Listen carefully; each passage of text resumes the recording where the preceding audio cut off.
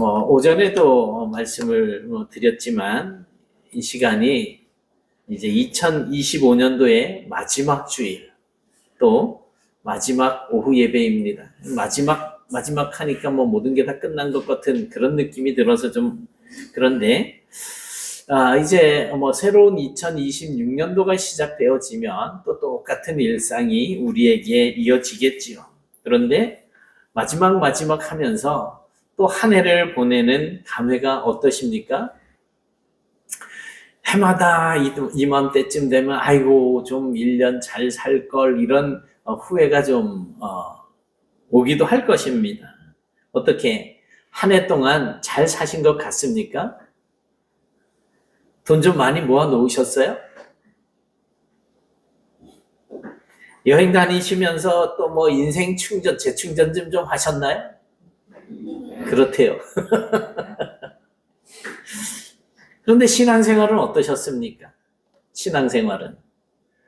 연초에 우리가, 이제 요번 주 이제 수요일에도 또 모여서, 이제 나의 어떤 그런 일기 형식으로나 해서 나의 잘한 것, 잘못한 것 이렇게 적어 보시겠죠. 그리고 새해 각오도 또 이제 적어 보실 것인데, 연초에 하나님과 약속하고 결심한 대로 그렇게 변함없이 후회 없이 이 한 해 동안 정말 최선을 다해서 열심히 멋지게 달려오셨습니까? 해마다 우리에게 이렇게 한 해의 끝이 이제 다가오고 또 다른 한 해의 시작이 주어진다는 것이 얼마나 감사한 일인지 모릅니다. 이런 시간을 통해서 우리는 항상 이맘때쯤 되면 우리의 삶을 다시 한번 돌이켜보기도 하고 또 반성할 수도 있기 때문입니다.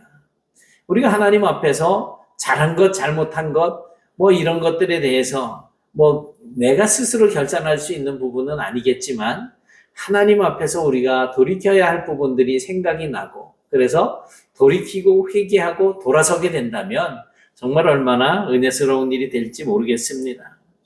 세상에서는 이제 성공에 대해서 돈을 얼마나 많이 벌었는가, 또 얼마나 출세를 했는지 그런 것들을 보면서 성공의 기준을 삼습니다.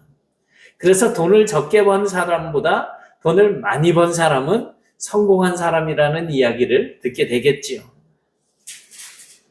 그런데 하나님께서 보시는 기준은 우리가 생각하는 것과는 다릅니다. 2절에서 이제 그리고 맡은 자들에게 구할 것은 충성임이라 라고 하신 것을 보면 하나님의 기준은 우리가 하나님 앞에 신앙생활을 성공적으로 했다라고 할 수 있는 기준은 뭐예요? 충성. 끝까지 충성하느냐, 그렇지 못하느냐 하는 것입니다. 이 성경에서는 영어 성경에서는 이 충성이라는 단어를 trustworthy 또 faithful 이렇게 두 가지로 또 다른 단어들도 또 선택하는 데가 있을지 모르지만 제가 본 성경은 이 두 가지. 근데 그 의미는 비슷합니다. 믿을만하다는 거예요. 충실하다는 것이고 헌신적이라는 것입니다. 예전에 어느 목사님들은 이 충성이라고 하는 한자어를 가지고 이렇게 설명을 하시더라고요. 충자는 마음 심자 위에 가운데 중자가 올라가서 마음 가운데 중심이 선 것이라고 그렇게 해석을 하고 성자, 이 말성자는 이제 말씀 원자 앞에 이룰 성자가 있어가지고 이제 그것이 오히려 이제 말을 이룬다라고 하는 정성성자로 이렇게 표기가 되어집니다. 그래서 충성이라고 하는 것은 어떻게 보든 하나님께서 우리에게 충성을 요구하신다라고 하는 것은 우리의 마음이 하나님께서 보시기에 믿을만한지 하나님을 향하여 우리의 중심이 잡혀 있는지 그래서 말한 대로 약속을 지키면서 살아가고 있는지 그것을 보시겠다라는 것입니다. 하나님께서 우리에게 무엇인가 일을 맡기시고 이제 그때부터 우리를 지켜보시는데 충성하느냐 그렇지 않느냐 하는 것을 보신다는 겁니다. 그렇다면 하나님께서 우리에게 충성을 요구하신다라고 하는 것은 무슨 의미일까요? 하나님께서 우리 올해 이제 뭐 최소한 1인 1 전도 이렇게 했는데 전도 좀 하셨습니까? 전도하셨으면 이 자리가 꽉 차 있었을 것 같은데 전도도 해야 하고 또 너 얼마나 하나님께서 그렇게 이제 우리한테 너는 전도 몇 명 했니? 너 헌금 얼마 했니?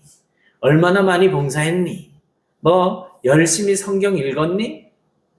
이런 것을 묻지 않으십니다. 물론 그런 것들이 다 중요한 일들입니다. 전도도 해야지 되고 왜? 주님께서 명령하신 것이니까. 또 헌금도 해야 하고요. 그래야 교회가 유지가 되어지죠. 그 다음에 봉사도 해야 하고 성경 공부도 매일같이 해야 합니다. 그러나 하나님께서는 그러한 모든 일들을 행하는 가운데에 우리에게서 보고 싶으신 것, 우리에게 요구하시는 것이 있습니다. 바로 우리 마음에서 우러나오는 충성이라는 것이지요. 오늘 읽은 말씀은 바울이 고린도 교회에 보낸 편지의 일부분입니다. 바울이 여러 곳을 방문하고 또 선교하고 교회를 많이 세웠습니다. 하지만 그 교회들이 사도 바울이 세운 교회라고 문제가 다 없었던 것은 아니지요. 그 중에서도 특히 이 고린도 전서, 고린도 후서 이 편지를 받는 고린도 교회는 많은 문제가 있었습니다. 바울은 그러한 문제들을 해결하기 위해서 편지도 쓰고 방문도 하면서 수고를 아끼지 않았습니다. 3차 전도 여행을 통해서 고린도에 3번째 이렇게 가기도 하잖아요. 그러나 고린도 교회의 교인들은 바울을 헐뜯고 또 해치려고 했습니다. 왜 하나님의 말씀을 가르치고 주의 복음을 바르게 전하려고 애쓰고 교회를 세우려고 애쓰니 바울에 대해서 그런 못된 마음을 가졌을까요? 그런데 오늘 본문에서 사도 바울은 이렇게 말을 합니다. 같이 봅니다. 시작. 너희에게나 다른 사람에게나 판단받는 것이 내게는 매우 작은 일이라. 나도 나를 판단하지 아니하노니 내가 자책할 아무것도 깨닫지 못하나 이로 말미암아 의롭다함을 얻지 못하노라. 다만 나를 심판하실 이는 주시니라. 아멘. 무슨 말씀입니까? 우리의 신앙생활에 있어서 성공이냐 실패냐 하는 것은 우리의 어떤 판단, 우리가 다른 사람을 판단하고 하는 그런 판단이 아니고요. 누구의 판단? 하나님의 판단에 달려 있다는 것입니다. 그러니까 우리가 신앙생활을 잘하고 못하고는 하나님께서 판단하실 일이라는 거예요. 오늘 새벽에도 새벽 기도를 나오신 분이 계시고 나오지 못하신 분이 계시잖아요. 저는 당신 왜 새벽 기도 안 나옵니까? 권사가 돼가지고 장로가 돼가지고 뭐 하시는 거예요? 한 번도 말을 안 하잖아요. 왜냐? 맞을까 봐. 네가 뭔데 나한테 새벽 기도 나오라 하래 그럴까 봐. 그게 아니고 다른 사람들이 나를 어떻게 보느냐가 아니라 내가 나를 어떻게 보느냐가 아니라 하나님께서 나를 어떻게 보시느냐, 거기에 우리의 신앙생활의 성공과 실패가 판가름 난다는 거예요. 그래서 우리가 하나님께 칭찬을 듣는 신앙의 생활을 하고 있다면 마지막에 우리는 하나님의 품에 안겨서 영원토록 기쁨과 즐거움을 누리면서 찬양하고 경배하는 그런 자리에 있겠죠. 그러나 하나님께서 우리를 인정해 주시지 않는다면, 너는 실패자야라고 한다면 그건 끝난 거예요. 그렇다면 하나님께서 나에게 보고 싶어 하시는 관심사는 뭡니까? 하나님께서 나에게서 보고 싶어 하는 관심사. 예? 예, 충성. 크게 하셔도 돼요. 크게 다른 분들 다 들리게. 이 지금 저 뒤에 문을 닫는 게 안 낫겠어요? 혹시 안 추우세요? 바울은 1, 2절에서 이렇게 말씀합니다. 사람이 마땅히 우리를 그리스도의 일꾼이요 하나님의 비밀을 맡은 자로 여길지어다. 그리고 맡은 자들에게 구할 것은 충성이니라. 우리는 그리스도의 일꾼이요 하나님의 비밀을 맡은 사람들이라는 거예요. 그런 우리에게 중요한 것은 하나님께서 우리에게 맡겨주신 그 일에 대해서 충성하느냐 충성하지 않느냐, 이 둘 중에 하나라는 거죠. 사람들 눈에는 이 바울이 고린도 교회에서의 그 사역이 실패하는 것처럼 그렇게 보일 수도 있었을 것입니다.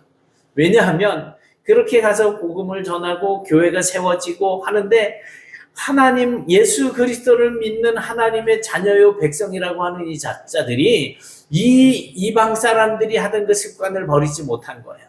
그래서 우상을 숭배하고 그 천사를 숭배하고 또 아버지의 첩과 간음을 행하고 이러한 일들이 일어나고 있는 거죠. 수근수근하고 비방하고 당을 짓고. 사람들 눈에 보기에는 너는 고린도 교회는 실패한 거야 라고 할 수도 있습니다. 그러나 사도 바울이 비록 세운 그 교회가 그렇게 혼란스럽고 어지럽기는 하지만 그가 하나님 앞에 충성했다고 한다면 사도 바울은 곧 성공한 그런 삶을 살았다고 할 수 있는 것입니다. 이 1절에 나오는 일꾼이라고 하는 이 단어는 휘페레타스라고 하는 이 단어를 쓰고 있습니다. 근데 이 말은 종들, 하인이라는 뜻입니다. 그러니까 바울이 그리스도의 일꾼이라고 하는 이 표현은 주인인 그리스도에게 종노릇하는 사람이라는 거예요. 종노릇하는 사람. 주인 행세하는 사람이 아니에요. 우리가 주님께 종노릇하는데 교회에서는 어른 행세하고 주인 행세하는 것은 옳지 않겠죠. 그런데 이 종은 그냥 일반적인 어떤 노예들과는 구분되는 종입니다. 어떤 종일까요? 이 종은 주인의 집의 모든 온갖 일들을 다 맡아서 책임지고 할 수 있는 그런 권한이 주어진 사람이기 때문입니다. 일반적인 종들은 그저 시키는 대로 마당 쓸어 그럼 마당 쓸고 야 물 떠와 그럼 물 떠오고 뭐 이런 일들만 하면 되는데 이 종은 달라요. 형들에 의해서 이제 애굽에 노예로 팔려갔던 사람이 있잖아요. 창세기에 보면 누구예요? 요셉. 요셉이 미디안의 상인에게 팔려서 애굽의 이제 군대장관 보디발의 집에 들어가서 거기에서 노예 생활을 합니다. 그런데 이 사람이 너무 신실한 거예요. 그러니까 주인인 보디발이 이 요셉에게 큰 권한을 맡겼어요. 내 와이프 말고 네가 모든 것을 다 관장해서 관리해라. 이렇게 된 거예요. 오늘 하나님의 일꾼이라고 하는 이 말이 바로 그런 사람입니다. 종이 집안일에 대해서 많은 권한을 가지고 있기는 하지만 그러나 종은 그냥 종입니다. 그 주인에게 속해 있는 것이죠. 그러니까 자기도 주인의 것이 소유고 그가 하는 모든 일들도 다 주인에게 속해 있는 것들입니다. 그러니까 그 종이 맡겨진 일들에 대해서 성공적으로 잘하는지 잘못하는지는 다른 사람들이 아니라 누가 판단을 한다는 거예요. 주인이 판단한다는 거예요. 우리가 그리스도의 일꾼이라고 하는 것은 그리스도가 우리를 판단한다라고 하는 의미가 그렇게 되는 것입니다. 바로 그 주인의 종에 대한 관심사는 이 종이 자기에 대해서 한결같은 마음으로 정말 자기의 마음에 흡족하게 믿을만하게 아주 신실하게 충성스럽게 일하고 있는가 그렇지 못한가 하는 거예요. 그저 이렇게 자기 주머니 따로 차가지고서 뭐 뒤로 빼돌리고 그저 뭐 다른 종들 괴롭히기나 하고 주인 앞에서만 잘하는 척 살살거리기만 한다면 이 사람은 충성스러운 종이 아닌 것이지요. 주인의 마음에 합당하게 일을 하는 그런 종이 바로 충성스러운 종입니다. 그것은 바로 이 자리, 우리 네트교회에서 신앙생활하는 저와 여러분을 가리키는 말이기도 합니다. 그리스도의 일꾼. 그렇다면 여러분들은 그리스도 앞에 충성스러운 일꾼이 되어야지 된다는 것입니다. 우리는 모두 그렇다면 왜 우리가 그리스도의 일꾼, 그렇다면 예수를 주인으로 그렇게 섬겨야지 되느냐? 예수님께서 이 땅에 죄인들을 위해서 오셨잖아요. 그리고 하신 일이 뭐예요? 우리의 죄를 대속하셨죠. 십자가에서 피를 흘리셔서 그 피값으로 우리를 사신 거예요. 우리는 그래서 그리스도의 그 보혈의 공로로 말미암아서 죄 사함을 얻고 하나님의 자녀가 된 것입니다.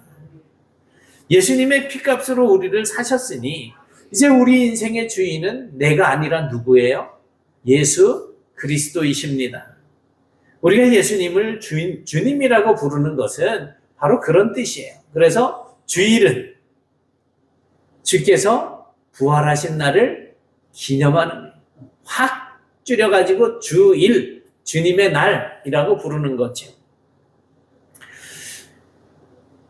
그 주님께서 우리를 목사로, 또 장로로, 권사로, 집사로, 또 구역장으로, 각 기관의 회장으로, 임원으로 그렇게 세워주신 것입니다.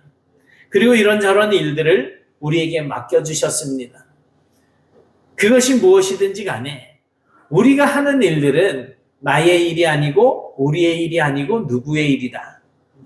그리스도의 일, 하나님의 일이라는 거예요.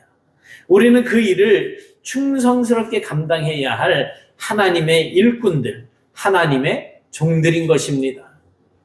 그러니 우리의 인생의 성공과 실패는 세상적인 기준으로 볼 수 없습니다. 그런 의미에서 우리가 다른 사람들을 평가하거나 다른 사람들을 판단하는 것은 하나님의 직권을 침범하는 행위예요. 월권이죠, 월권. 남을 비방하고 판단하는 일이 얼마나 교만한 일인지 잘 생각을 해보셔야 합니다. 그리고 오늘 말씀을 통해서 분명하게 짚고 넘어가야 할 것은 하나님의 관심사는 어떤 결과냐, 어떤 업적을 낳았느냐 거기에 있지 않고 또 얼마나 많이 남겼느냐라고 하는 것이 아닙니다. 사실 일이라고 하는 것은 각 사람들의 능력에 따라서 좀 결과가 달라질 수 있잖아요. 어떤 사람은 기술적인 면에서 머리가 뛰어날 수 있고 어떤 사람들은 문학적인 면에서 머리가 뛰어날 수 있어요. 어떤 사람들은 참 작은 일에도 감사하는 법을 깨닫고 감동도 잘하고 하지만 어떤 사람들은 무감각할 수도 있어요. 그래서 그 사람들의 어떤 그 성품이나 가지고 있는 지식이나 능력들에 따라서 일을 함에 있어서 결과는 달라질 수가 있어요.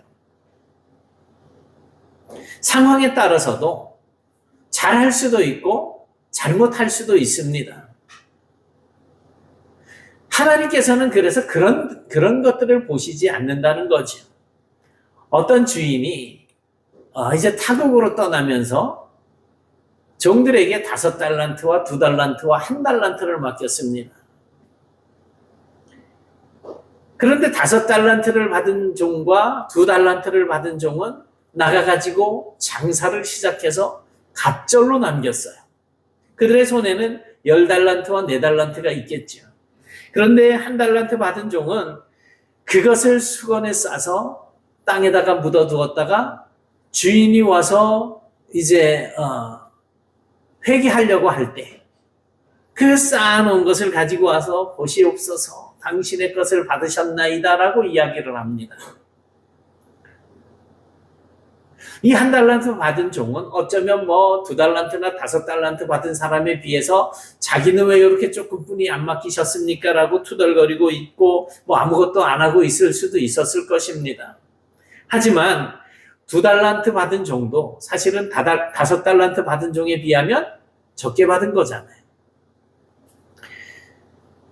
그런데도 불구하고 나가서 충성스럽게 장사한 것을 생각해 보면 적게 받아서라고 하는 것은 적절한 핑계가 되지 못한다는 겁니다. 이때 주인이 두 종을 칭찬하시는 말씀을 한번 들어보세요. 같이 봅니다. 시작. 착하고 충성된 종아, 네가 작은 일에 충성하였음에 내가 많은 것으로 내게 맡기리니 내 주인의 즐거움에 참여할지어다. 아멘. 어떤 일이라고요? 작은 일. 어떤 일? 작은 일. 5달란트 받은 정도? 작은 일이에요. 1달란트 받은 정도? 작은 일이고 2달란트 받은 정도? 주인이 보기에는 그냥 작은 일인 거예요. 1달란트를 받은 종보다 2달란트, 5달란트 받은 종들에게 더 큰 일을 맡겼다라고 생각하지 않으십니다. 그래서 오늘 주방에서 식사로 봉사하는 분이나 또 컴퓨터 앞에 앉아서 헌금을 계수하고 장부를 정리하시는 분들이나 하나님이 보시기에는 그냥 작은 일인 거예요. 그런데 그 일에 충성했느냐, 그렇지 않았느냐를 보신다는 거지 얼마나 많은 것을 남겼느냐를 보시는 게 아닙니다. 그것이 어떤 일이 되었든지 간에 얼마나 그 일에 마음을 다해서 충성했느냐, 그것을 하나님께서 보고 싶어 하시는 것입니다. 그것이 바로 하나님께서 우리를 종으로 세우신, 일꾼으로 세우신 관심사입니다. 말씀을 볼 때도 사람들은 눈에 보이는 숫자로 실패와 성공을 저울질합니다. 하지만 하나님께 있어서는 숫자는 그냥 숫자일 뿐입니다. 중요한 것은 충성이죠. 한 영혼이라도, 한 달란트라도, 아무리 작게 보여지는 일이라도 내가 마음을 다해서 충성하는 것. 그것이 하나님께서 요구하시는 성공적인 신앙생활을 하고 있는 것입니다. 여러분, 하나님께서는 우리에게 사명을 맡기시면서 무엇을 요구하십니까? 충성을 요구하십니다. 하나님께서 우리의 능력을 인정하셔서 우리가 정말 쓸만한 자격이 있어서 그리스도의 일꾼으로 부르시고 그 일을 우리에게 맡기신 것이 아니에요. 하나님께서 우리를 보실 때는 그저 저 우주에 떠다니는 먼지보다도 작은 그런 정말 하찮은 존재로 보일 수밖에 없는 그런 존재들입니다. 그럼에도 불구하고 하나님께서 그런 우리들에게 이런 일들을 맡기신 겁니다. 솔직히 우리 다 그저 그런 사람들이잖아요. 뭐 잘 나가봐야 뭐 이 중에 대통령 안 계시잖아요. 우리나라에서 잘 나간다고 하는 국회의원도 안 계시잖아요. 그냥 그저 그런 거예요. 그런데 뭐 그렇게 다 잘났다고 내 일이 더 큰 거야, 내 말을 들어야 돼, 이게 말이 되는 말이냐고요. 그럼에도 불구하고 하나님께서 나를 불러주시고 이렇게 인정해 주신 것은 그냥 뭐다? 하나님의 은혜다. 하나님께서 나를 선택해 주신 것이 은혜라는 거예요. 하나님께서 나에게 그 일을 감당할 수 있도록 맡겨주신 것이 은혜라는 거예요. 이 사실을 잊지 마십시오. 하나님의 관심사는 내가 남들보다 뭐 대단한 업적을 남기는 것이 아니라 그저 하나님께서 맡겨주신 그 일을 붙들고 충성스럽게 헌신하며 나아가는 것입니다. 하나님은 우리가 그래서 항상 있어야 할 그 자리에 있는가, 그것을 보시는 겁니다. 내게 맡겨주신 그 자리에 있는가를 주목하십니다. 예배드리는 그 자리에 있는지, 기도하는 그 자리에 있는지, 봉사하는 그 자리에 있는지, 일을 해야 할 그 자리에 있는지 하나님께서는 불꽃 같은 두 눈으로 지켜보고 계시는 거예요. 지난 한 해를 돌이켜 보십시오. 이제 또 하나님께서는 2026년도라고 하는 새해를 우리에게 맡기실 것입니다. 지난 한 해는 비록 부끄럽고 초라하게 지냈지만 이제 새로이 시작되어질 한 해는 끝까지 충성스럽게 지내실 수 있기를 축원합니다. 새로운 한 해는 그래서 하나님과 함께 출발하시고 하나님과 함께 동행하시고 하나님께서 우리에게 결산을 요구할 때 기쁨으로 정말 하나님 내가 이만큼 주님께 드립니다라고 할 수 있는 그러한 한 해가 되시길 바랍니다. 이제 목요일이면 그렇죠. 31일 날 저녁 때 모여서 이제 성부영신 예배를 드리게 됩니다. 마지막을 보내기도 하지만 1년을 시작하는 첫 시간으로 우리가 하나님께 드리겠지요. 그 시간 잠자느라고 소비하지 마시고 TV 보느라고 소비하지 마시고 치킨 시켜 먹고 그냥 가족들하고 뭐 송년회 막년회 한다고 그렇게 허비하지 마시고 나오셔서 하나님 앞에 기도함으로 시작하십시오. 그리고 그 첫 마음, 출발할 때 그 하나님 앞에 품었던 그 마음을 가지고 2026년도도 끝까지 한번 잘 달려보십시오. 1년 며칠입니까? 겨우 365일이에요. 여태까지 살아온 날짜를 새겨보면 그냥 60분의 1, 70분의 1, 뭐 짧아야 용석이 몇 살이야? 28분의 1. 그거밖에 안 돼요. 이제 넘어가면은 29살 이래고 돌아다닐 텐데 짧잖아요. 1년. 겨우 1년입니다. 정말 하나님 앞에 충성스럽게 살아보십시오. 하나님께서 여러분의 삶을 어떻게 축복하시는지를 이제 충성을 통해서 한번 경험해 보십시오. 작은 일에 충성했으니 큰 일을 맡기겠다라고 하시는 그 하나님의 축복 이제 한번 받아보십시오. 그 모든 일에는 시작이 중요합니다. 좋으신 우리 하나님께서 그 시간을 통해서 놀랍게 축복해 주실 것이고 역사해 주실 줄 믿습니다. 맡은 자에게 구할 것은 충성이라고 하셨으니 이제 모쪼록 그리스도의 충성스러운 일꾼들이 다 되셔서 이제 하나님 앞에 영광을 돌리고 그러한 삶을 살아가는 과정 속에서 하나님께서 공급해 주시는 그 새 힘을 날마다 공급받으면서 살아가시는 그런 복된 성도들이 다 되실 수 있기를 주님의 이름으로 축원합니다. 사랑의 하나님, 주님께서 저희들에게 귀한 사명들을 맡겨주시고 이제 맡은 자에게 구할 것은 충성이라고 하셨사오니 저희들이 이 세상 그저 살면서 아둥바둥 다투고 잘난 척하고 교만하고 정말 악한 그러한 습관들을 버리지 못하고 살아가는 이런 모습들을 이제 용서하여 주옵시고 이제 새로운 출발을 앞에 두고 있사오니 하나님 저희들의 과거를 회개하고 이제 새로운 출발로 하나님을 기쁘시게 하고 하나님께 영광을 돌리고 하나님 저희들에게 주시는 그 모든 일들을 어떤 일이든지 간에 충성스럽게 감당하며 살아갈 수 있도록 도와주시옵소서. 그런 저희들을 통하여서 하나님의 교회, 하나님의 몸된 이 교회가 주님 은혜 가운데 아름답고 든든하게 서가게 하시고 우리 주변에 아직도 예수를 알지 못하는 많은 사람들에게 이 복음이 전파되어지고 더불어서 하나님 앞에 충성하며 살아가는 일꾼들이 될 수 있도록 도와주시옵소서. 이제 한 해를 보내고 새해를 맞이하는 이 기점에서 저희들이 하나님의 말씀을 마음에 담게 하시고 새롭게 출발할 때에 주님과 함께 출발하고 주님과 함께 결산할 수 있는 그 은혜가 우리의 인생 끝날 때까지 함께 해주시기를 소원하오며 예수님 이름으로 기도드리옵나이다. 아멘.